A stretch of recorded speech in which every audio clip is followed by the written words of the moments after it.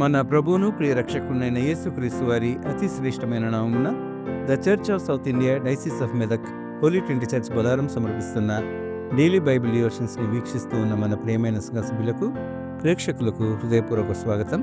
క్రీస్తు ప్రభునిలో సంపూర్ణుల మగుటకు మనము సాగిపోయే విధంగా the foundations of Christian life అనే అంశంపై మన ప్రియ సంఘ సభ్యులు పెద్దలు శ్రీమతి జె పద్మలలిత జనార్దన్ గారు అందిస్తున్న దైవ ధ్యానాలను వింటున్నాం. క్రైస్తవ జీవిత పునాదికి గల మిగతా మెట్లు, బాప్తిస్మమును గురించిన బోధ, హస్త నిక్షేపణము, మృతుల పునరుత్థానమును గురించి ఈరోజు వారి ద్వారా తెలుసుకుందాం. సందేశానికి ముందుగా ఈ భక్తి గీతాన్ని విందాం.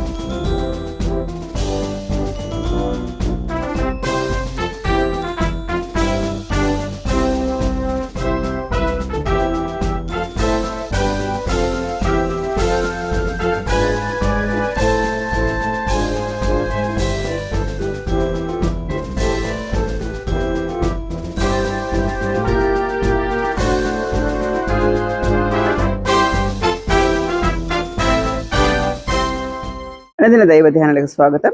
యేసుక్రీస్తు పరిశుద్ధ నామములో మీకు అందరికీ శుభములు కలుగును గాక. మనం 4 ఎపిసోడ్లుగా ధారావాహికంగా ఒక వచనాన్ని వింటున్నాం. హెబ్రీయులకు రాసిన పత్రిక 6వ అధ్యాయం మొదటి 6 వచనంలో, కాబట్టి నిర్జీవ క్రియలను విడిచి మారు మనసు పొందుటయు, దేవుని అందరి విశ్వాసమును, బాప్తిస్మమును గూర్చిన బోధయు, హస్త నిక్షేపమును, మృతుల పునరుద్ధానమును, నిత్యమైన తీర్పును అను పునాది మరలా వేయక, క్రీస్తుని గూర్చిన మూడోపదేశములను మాని సంపూర్ణ మగుటకు సాగిపోదము. దేవుడు సెలవిచ్చిన ఎడల మనం అలాగు చేయుదుము. ఒకసారి వెలిగింపబడి పరలోక సంబంధమైన వరమును రుచి చూసి పరిశుద్ధాత్మలో పారివారై దేవుని దివ్య వాక్యమును, రాబో యుగ సంబంధమైన శక్తుల ప్రభావమును అనుభవించిన తర్వాత తప్పిపోయిన వారు తమ విషయంలో దేవుని కుమారుని మరలా సిలువ వేయచు పహాచముగా ఆయనను అవమానపరుచున్నారు కనుక మారు మనసు పొందినట్లు అట్టి వారిని మరలా నూతన పరచుట అసాధ్యము. నిర్జీవ క్రియలంటే విన్నాం. అంటే జీవము లేని, దేవుని కలవరపెట్టేటివి, దేవుని ఆయాస పెట్టేటివి ఇవి. సజీవ క్రియలు చేస్తే అందులో ప్రేమ కలిగి చేస్తాం, సంతోషముగా చేస్తాం. దాని ద్వారా వినయము, విధేయత వస్తుంది. మారు మనసు పొందుట అని నేర్చుకున్నాం. మారు మనసు ఎలా అనేది నిజమైన పశ్చాత్తాపం, చోనవే మెటనోయ అనే పదంలోంచి విన్నాం. దేవుని అందరి విశ్వాసం విన్నాం. విశ్వాసము యేసుక్రీస్తు అందరి విశ్వాసం గురించి మనం మాట్లాడుకుంటాం. తర్వాతది బాప్తీసం గురించిన బోధ. బాప్తీసం అనేది ఏంటంటే నిజమైన మారు మనసు కలిగి, పశ్చాత్తాపం కలిగి, యేసుక్రీస్తు నిజమైన దేవుడిని అంగీకరించిన వారు బాప్తీసానికి ఇష్టపడితే బాప్తీసము ఇస్తారు. బాప్తీసం అనేది ఒక క్రతువు, ఒక పద్ధతి, ఒక సాక్రమెంట్. దాని గురించిన బోధ హస్త నిక్షేపణము. దీని తర్వాత యాజకులు ప్రార్థన చేస్తారు. ఇది తర్వాత మృతుల పునరుద్ధానం. మృతులకు పునరుద్ధానం ఉందని క్రైస్తవ మతంలోని సారాంశంలో మొదటిది ఏంటంటే చనిపోయిన తర్వాత ఉండే జీవితాన్ని గురించి చెప్తారు. చనిపోయిన వారందరూ తిరిగి లేస్తారు. ఎవరు? యేసు క్రీస్తునందున్న వారు లేపబడతారు. తర్వాత నిత్యమైన తీర్పు. ఇవన్నీ ఉన్నాయని ఈ పునాది బేసిక్ ప్రిన్సిపల్స్ మీద వేయబడిన పునాది ఉండాలి. అది లేకపోతే, బేసిక్ ప్రిన్సిపల్స్ కనుక మర్చిపోతే దాన్ని మరలా వేయకుండా ఉండాలి అంటే క్రీస్తుని గురించిన మూడోపదేశములు మాని బేసిక్ ప్రిన్సిపల్స్ మర్చిపోతే మనం ఎలా ఇవన్నీ మర్చిపోకుండా ఉండాలి అని చెప్తున్నాడు. కాబట్టి బేసిక్ ప్రిన్సిపల్స్ మర్చిపోకుండా ఉంటే ఏమవుతుంది? అప్పుడు మనం సంపూర్ణతకు సాగిపోదాము అంటున్నాడు. కాబట్టి మనం గలతీ పత్రిక 5:19 చెప్పుకునే అన్నీ కూడా నిర్జీవ క్రియలు అని చెప్పుకున్నాం. ఆ క్రియలు కనుక మనలో ఉంటే అవన్నీ తీసివేసుకోవటానికి వాక్యం ద్వారా సంధించబడి, వాక్యం ద్వారా ఒప్పుకోలు అయ్యి వాటిని విడిచిపెడితే మనము యేసుక్రీస్తునందున్న విశ్వాసం అనే పరుగులోకి మనం పరిగెత్తాం. కాబట్టి ఈ గలతీ పత్రికలో ఉన్న 5:19 ఉన్నాయన్నీ కూడా మనం విడిచిపెట్టాలని ఆ హెబ్రీ గ్రంథకర్త మనల్ని కోరుతున్నాడు అనమాట. ఇవన్నీ ఒకసారి వెలిగింపబడి పరలోక సంబంధమైన రుచిని చూసి మళ్ళీ కనుక అంటే అది పేతురు పత్రిక ద్వారా మనం మాట్లాడుకున్నాం. ఇలాంటి అన్ని విడిచిపెట్టినప్పుడు నిజమైన మారు మనసు. అది ఎప్పుడు మనం ఈ 31st వస్తుందంటే వామప్ అవుతాం అనమాట. మళ్ళీ సంవత్సరం అంతా ఏం చేసాం, వాటిని ఏవి విడిచిపెట్టాలి, ఏవి కొత్త తీర్మానాలు తీసుకోవాలి, మనలో ఇంకా ఏది దాగిందని వ్యక్తికే తెలుస్తుంది, విశ్వాసికే తెలుస్తుంది. మన అసెస్మెంట్ మనకు తెలిసిపోద్ది అనమాట. ఏం అసెస్మెంటు? ఇవన్నీ మనలో ఉన్నాయా? ఏమి లేకపోయినా కొన్ని మనం ఒప్పుకోవడానికి వీలు లేకుండా ఉంటుంది. బియ్యంలో నల్లరాళ్ళు ఉంటే ఈజీగా తెలిసిపోతుంది, వేరేయచ్చు. కానీ తెల్లరాళ్ళు ఉంటే కనబడు. నల్లరాళ్ళు ఎవరికైనా మనం ఆయాస పెట్టామా వాళ్ళ దగ్గర క్షమాపణ చెప్పుకోవాలా, ఇంటి వాళ్ళని మర్చిపోతాం, అవి తెల్లరాళ్ళలాగా ఉండిపోతాయి అన్నమాట. కాబట్టి ఇవన్నీ కూడా మనం తీసేసుకోవాలి. ఎలా తీసేసుకోవాలి? వాక్యం విన్న వెంటనే తీసేసుకోవాలి. ఈ సారాంశమే అదనమాట. గలతీ పత్రికలో చాలా బాగా రాశాడు. కొలసి పత్రిక, గలతీ పత్రిక చాలా మంచి పత్రికలు. ఎఫెసీ పత్రిక కంటే ముందు ఉంటుంది గలతీ పత్రిక. ఆ గలతీ పత్రికలో చెప్తాడనమాట 5:19 ఏమి చెప్తాడు? ఇవన్నీ ఒక లిస్ట్ ఉంది. ఏంటి?